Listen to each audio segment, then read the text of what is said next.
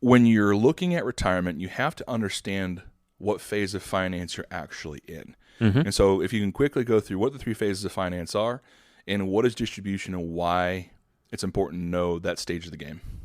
Yes, real quick. Three phases of finance. You have accumulation, where you're building and saving assets.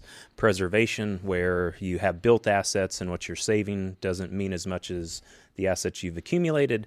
And then distribution is what this show is going to be about, and really just understanding how things work in the distribution phase. 100%.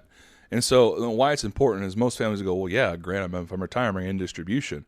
Well, not necessarily. If you're forced into retirement, right, and this is not your choice. Sometimes you're caught in a different phase of finance. And when you're evaluating if you're going to go back to work, you really need to understand what phase of finance that is. So going back to accumulation, like Aaron said, you're stockpiling your capital. You're trying to build it up for success for retirement. And if you don't have enough to cover your standard of living, well, you're going to have to find other employment, or we're just going to have to decrease expenses. I hate to say that, but sometimes that's the case.